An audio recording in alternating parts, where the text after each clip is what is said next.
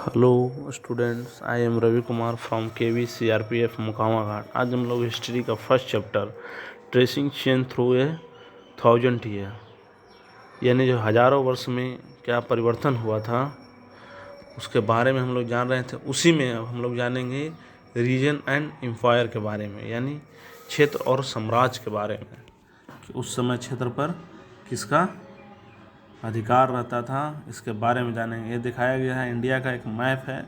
उस समय Indian continent था, जो भारतीय उपमहाद्वीप था, जो इस तरह से था। और इस पूरा उपमहाद्वीप पर ये मोहम्मद बिन तुगलक के बारे में बताया गया इसमें कि मोहम्मद बिन तुगलक का ये सब जितना भी रीजन दिखाया गया है, इस सभी पर 24 रीजन के बारे में इसमें बताया गया है। वो सभी रीजन पर उसका अधिकार था, उसका शासन चलता था। ठीक है, ये मोहम्मद बिन तुगलक के बारे में बताया गया है। उसी तरह से दिल्ली के सुल्तान गयासुद्दीन बलबन के बारे में, बलबन ये भी दिल्ली के रूलर था, गयासुद्दीन बलबन।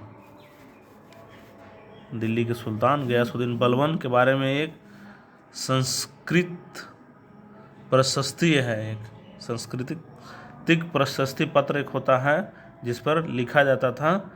उसे एक रूलर ऑफ वेस्ट एम्पायर, यानी एक विशाल साम्राज्य का उसको शासक बताया गया था, जो कि ईस्ट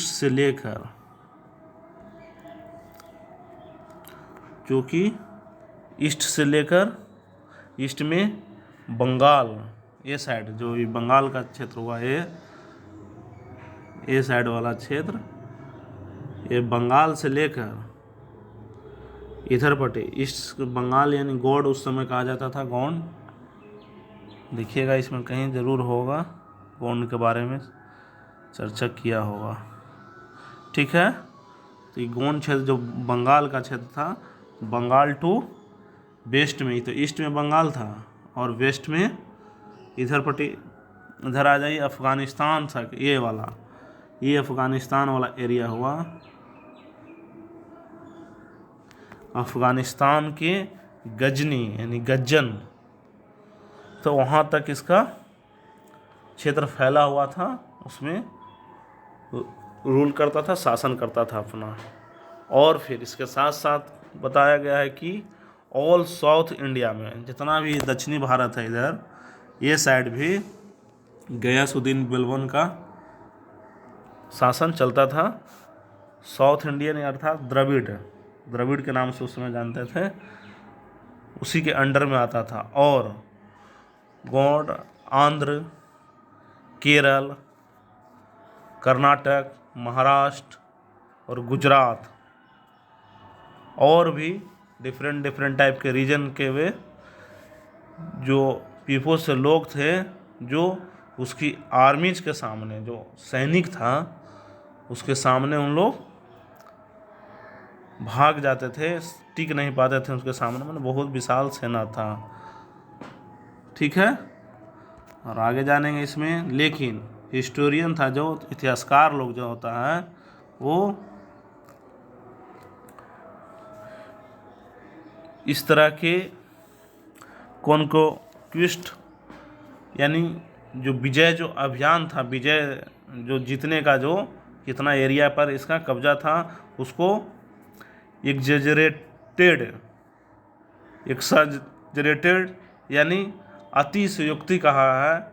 इसको क्लेम किया उन लोग, अतिशयोक्ति के रूप में माना है। और जो इतिहासकार लोग थे, वे समझने के बार बार कोशिश करते थे कि जो यहाँ का रूलर जो है, शासक, जो इंडियन सब कॉन्टिनेंट, जो भारतीय उपमहाद्वीप था, कि डिफरेंट जो पार्ट पर वो किस तरह से कंट्रोल जो किया हुआ था, उसके बारे में क्लेमिंग दावा क्यों करते हैं, जिसके बारे में इतिहासकार लोग जानने की कोशिश करते थे।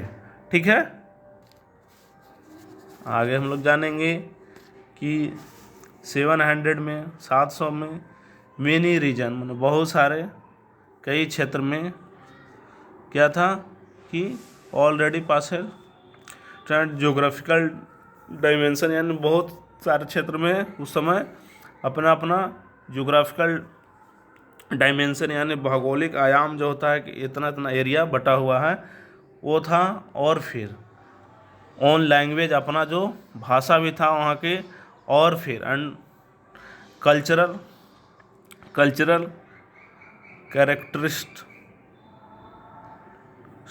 कैरेक्टरिस्टिक्स यानी वहाँ की विशेषता, कल्चरल कैरेक्टरिस्टिक्स सांस्कृतिक विशेषता क्या थे, ये सब डिफरेंट रीजन का अपना अपना था अलग अलग, यानी वहाँ का भाषा अलग था, कल्चर अलग था, और जो जोग्राफिकल जो कंडीशन जो दिया जाता है जोग्राफिकल मैपिंग, वो अपना अपना एरिया बनाया हुआ था, डायमेंशन किया हुआ था। ठीक है। और जो ये रीजन थे, जो कई क्षेत्र जो हुए, वो रूलिंग डायनेस्टिक्स जो शासक जो राजवंश के थे उससे ये जुड़े हुए थे। कोई ना कोई वहाँ पर राजा वहाँ पर शासन करता था डिफरेंट क्षेत्रों में। ठीक है, जिसमें चोल हो गया, खिलजी हो गया, तुगलक हो गया और मुग़ल भी थे, ये सब शासन करते थे। लेकिन फिर एक चीज़ और इसमें हमको चेंजिंग आया कि 18वीं सेंचुरी में जो मुग़ल एम्पायर था ये जो उसका डिक्लाइन होने लगा, मैंने पतन होने लगा, कम होने लगा उसका पावर 18वीं सेंचुरी में। तो फिर से क्या हुआ कि रीजनल स्टेट जो अभी ना बताएं कि डिफरेंट रीजन के रूप में बंटते हुए थे पहले, लेकिन कुछ राजा हैं तो उस पर शासन करने लगे। लेकिन फिर जब 18वीं सेंचुरी में जब मुग़ल साम्राज्य जो था, मुग़ल शासन जो धीरे धीरे कमज़ोर होता गया, तो फिर से वही स्टार्टिंग हो गया कि रीजनल स्टेट के रूप में बनते गए, छोटे छोटे क्षेत्र में बढ़ते गए। और फिर इस डिफरेंट रीजन में कई तरह के ट्रेडिशन जो परंपरा था वो भी रहता था, अलग अलग परंपरा भी था सब जगह के। और जो हमें इसके बारे में कैसे पता चलता है, तो वहाँ के एडमिनिस्ट्रेशन जो प्रशासन है उससे, या फिर मैनेजमेंट ऑफ द इकोनॉमिक्स जो अर्थशास्त्र के जो प्रबंधन करता था उससे पता चलता है। और फिर एलिट कल्चर यानी उस संस्कृति उस समय का क्या था उससे पता चलता है, और लैंग्वेज से, वहाँ के भाषा से। ठीक है,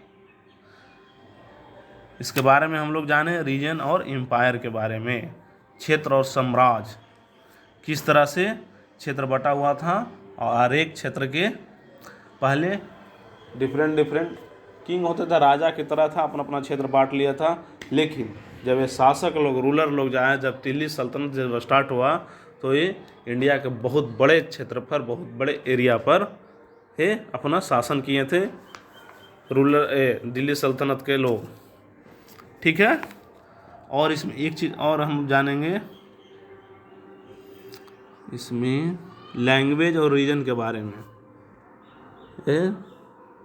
लैंग्वेज और रीजन यानी भाषा और क्षेत्र के बारे में हम लोग, तो 1318 में 1318 में एक पोएट कवि जो था अमीर खुसरो, उसने नोट किया, उसने बताया कि यहाँ पर एवरी रीजन में, मैंने प्रत्येक रीजन में एक डिफरेंट लैंग्वेज है, यानी हर एक रीजन का अपना अपना एक लैंग्वेज है, different language in every reason.